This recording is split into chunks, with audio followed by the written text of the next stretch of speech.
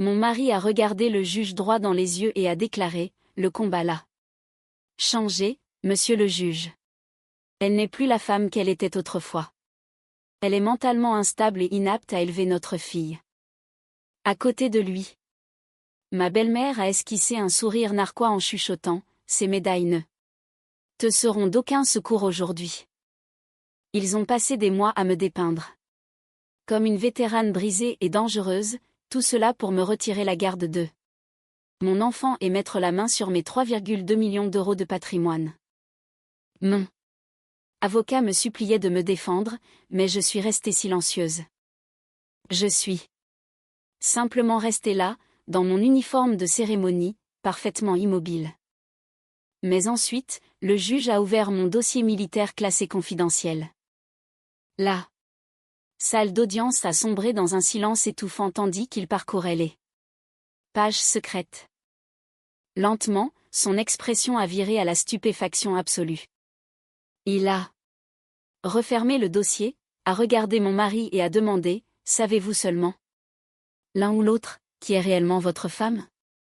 Leurs visages sont devenus livides. Alors, j'ai pris la parole, « Je m'appelle Diane Vasseur, j'ai 38 ans. Et je pensais avoir survécu aux pires tempêtes que la vie pouvait m'imposer. J'ai passé 15 ans au service de mon pays, à gérer des opérations sous haute tension où une seule erreur pouvait coûter des vies. Mais rien, absolument rien, ne m'avait préparé à la trahison qui m'attendait dans mon propre salon. C'était un mardi après-midi pluvieux, je revenais d'une conférence de logistique de 3 jours. J'ai ouvert la porte d'entrée, espérant entendre le rire de ma fille de 7 ans, Lily. Au lieu de cela, la maison était plongée dans un silence de mort. En entrant dans le salon, j'ai trouvé mon mari, Gaëtan, et sa mère, Evelyne, assis sur notre canapé. À côté d'eux se trouvait un homme en costume gris tenant une mallette en cuir. Avant même que je puisse poser mes sacs, Gaëtan a fait glisser une pile de documents sur la table basse vers moi. « Signez, Diane » a-t-il dit, d'une voix froide et dénuée d'émotion. C'était une demande de divorce. Mais ce n'était pas tout. Gaëtan et Evelyne exigeaient la garde exclusive de Lily, notre maison et l'intégralité de mon patrimoine. De 3,2 millions d'euros. Une fortune que j'avais méticuleusement bâtie grâce à des investissements intelligents dans la logistique et la chaîne d'approvisionnement durant mon service. Evelyne s'est penchée en avant, un sourire cruel aux lèvres. Nous prenons Lily, Diane. L'avocat de Gaëtan a déjà rédigé la requête. Le combat t'a changé. Tu es instable, émotionnellement détachée et mentalement inapte à être mère. Nous ferons en sorte que le tribunal sache exactement quel genre de soldat brisé tu es vraiment. Dans les jours qui ont suivi, la guerre psychologique s'est intensifiée. Gaëtan et Evelyne m'ont harcelé d'appels, de mets et de menaces subtiles. Ils voulaient que je capitule sans bruit, me prévenant qu'un procès public détruirait ce qu'il restait de ma réputation. Si tu nous combats, Diane, a ricané Gaëtan lors d'un appel tendu, nous déballerons tes dossiers médicaux, ton historique de déploiement et ton état mental fragile devant tout le monde. Tu perdras ta fille. Et tout le monde saura que tu es brisé. L'isolement était étouffant, rappelant mes déploiements les plus solitaires en territoire hostile. Même mon propre avocat civil, un certain Paul, semblait totalement intimidé par l'équipe juridique hors de prix engagée par la famille de Gaëtan. Il monte un dossier dévastateur contre ta stabilité mentale, Diane, m'a-t-il prévenu, la voix tremblante. Ils ont des moyens illimités et une stratégie impitoyable. Je te conseille vivement de faire un compromis, de signer l'accord et de prendre ce que tu peux avant que cela ne tourne au vinaigre. Mais tandis que Paul me suppliait de rendre les armes, un étrange calme m'a envahi. Gaëtan et Evelyne avaient commis une erreur fatale. Ils avaient pris ma discipline militaire pour De la faiblesse. Il ne savait pas qu'en cas d'embuscade, un vrai soldat ne panique pas. Il planifie. Cette nuit-là, assise dans l'obscurité de ma cuisine, j'ai contourné mon avocat. J'ai pris mon téléphone et j'ai composé une ligne. Militaire privé hautement sécurisé, joignant un colonel à la retraite. Spécialisé dans les affaires classées. En regardant le dessin de ma fille, je savais que je me battais pour sa vie. Colonel Miller, ai-je dit, retenant mon souffle. J'ai besoin de l'intégralité de mon dossier de service scellé, celui des archives du renseignement. Il y a eu un long silence. Diane, ces documents contiennent des détails classés sur des opérations de récupération d'actifs. Cela nécessite une habilitation fédérale stricte. Je sais, ai-je répondu.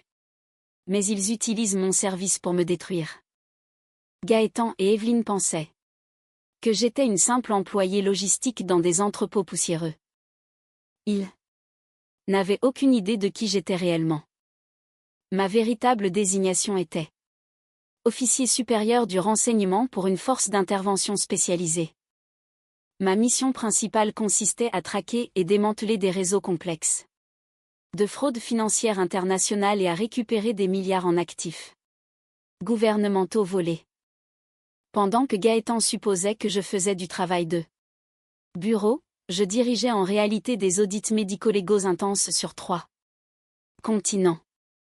J'avais passé des évaluations psychologiques rigoureuses tous les 6 mois, prouvant ma stabilité mentale parfaite. Avec l'aide du colonel, j'allais recevoir ce dossier scellé. Il contenait non seulement mes évaluations militaires irréprochables, mais aussi une analyse détaillée d'une piste financière locale très spécifique. Gaëtan pensait jouer un jeu de pouvoir contre une cible vulnérable. Mais il avait sans le savoir mis les pieds sur un champ de bataille tactique que je maîtrisais depuis 15 ans.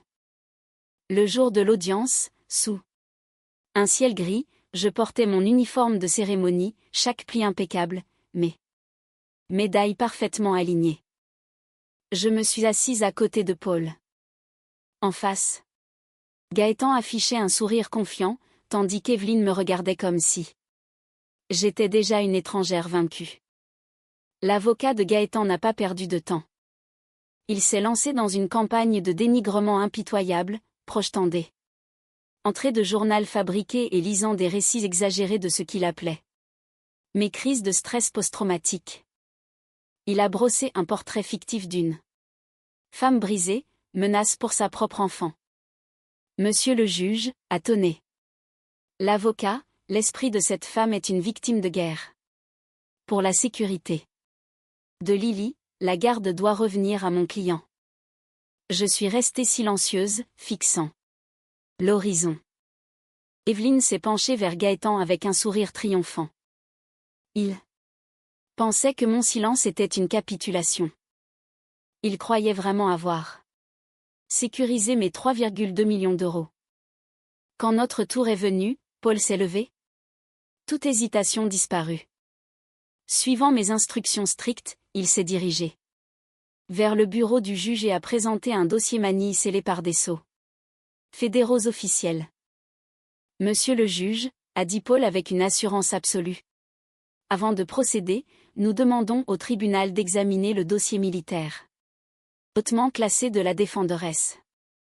Le juge a froncé les sourcils, a saisi son coupe-papier en argent et a tranché les scellés rouges.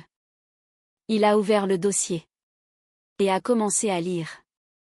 La salle est tombée dans un silence de mort, seulement troublé par le bruissement du papier. Au début, le juge semblait sceptique, mais au fil des pages, son attitude a radicalement changé. Il s'est redressé, ses yeux s'écarquillant sous le choc. La posture arrogante de Gaëtan s'est raidie. Que signifie cela, a murmuré le juge. Le dossier ne présentait pas la vétérane instable décrite par mon mari, mais 15 ans de service exemplaire et irréprochable. Ce qui a vraiment retenu l'attention du juge, c'était la citation Officiel pour la médaille du service distingué, signée par le président. Lui-même pour mon rôle dans le sauvetage d'une unité de renseignement lors d'une mission périlleuse. Mais la véritable bombe résidait dans la dernière section. L'audit financier. Grâce à mon expertise, j'avais compilé 6 mois de preuves irréfutables. Les documents certifiés prouvaient que Gaëtan détournait systématiquement des millions de dollars auprès de ses associés. Pire, les preuves montraient ses tentatives désespérées de blanchir ses fonds volés à travers mon patrimoine de 3,2 millions pour les cacher au fisc. Il essayait d'utiliser un divorce forcé pour saisir mes actifs propres et couvrir ses crimes. Le juge a refermé le dossier lentement, fixant Gaëtan. Il a laissé le dossier retomber lourdement sur son bureau, un bruit comme un coup de feu. Savez-vous seulement, l'un ou l'autre, qui est réellement votre femme? La voix du juge était glaciale. Il a regardé Gaëtan, le visage sombre de colère. Parce que selon ce dossier fédéral, elle est un officier du renseignement hautement décoré qui vient de découvrir une piste massive de fraude financière commise par vous. Le sourire de Gaëtan a disparu, remplacé par une teinte verdâtre. Evelyne a halté. L'avocat de Gaëtan a tenté de regarder les documents, mais à la vue des tampons d'habilitation fédérale et des logs bancaires, il s'est décomposé. Il a murmuré à Gaëtan de se taire. Je rejette immédiatement la demande de garde du requérant, a déclaré le juge en frappant son marteau. Diane Vasseur obtient la garde exclusive, physique et légale, de Lily. De plus, au vu des preuves de détournement de fonds et de blanchiment, j'ordonne le gel immédiat de tous les actifs de Gaëtan, en attendant un renvoi formel devant les enquêteurs fédéraux. Evelyne s'est levée, la voix aiguë de désespoir. C'est un mensonge. Elle lui tend un piège. Asseyez-vous. Madame, a ordonné le juge. Gaëtan Vasseur, vous faites face à de lourdes accusations fédérales. Mon mari s'est effondré dans son siège, accablé par le poids de ses propres choix terribles. 3 mois plus tard, la poussière est retombée. Lily et moi avons déménagé dans un charmant cottage baigné de soleil. Dans une ville côtière tranquille, loin de la toxicité de mon ex-belle-famille. Pour la première fois depuis des années, le poids étouffant sur mes épaules a disparu. Chaque matin, je regarde ma fille jouer joyeusement dans le jardin sans aucune peur. Mon patrimoine de 3,2 millions est sécurisé. Mais je savais que je ne pouvais pas simplement profiter de cette richesse. Inspiré par mon épreuve, j'ai fondé une organisation finançant l'aide juridique et l'éducation financière pour les femmes vétérans confrontées à des batailles de garde prédatrices. Je veux m'assurer qu'aucune autre mère en uniforme ne se sente aussi impuissante et isolée que je l'ai été. Pendant ce temps, Gaëtan a été formellement inculpé pour détournement de fonds, fraude électronique et blanchiment d'argent. Ses avocats de luxe n'étaient pas donnés, forçant Evelyne à vendre sa maison de prestige. Juste pour éviter à son cher fils la prison immédiate. Leur richesse, bâtie sur l'avidité et la tromperie, s'est effondrée. Ils ont essayé de détruire ma vie. Mais par pure arrogance, ils n'ont réussi qu'à se détruire eux-mêmes. Assise sur ma terrasse, écoutant le bruit des vagues, je ressens enfin la paix. Ils ont essayé d'utiliser mon passé militaire pour me briser, mais ils ont oublié que l'armée ne m'a pas rendu faible.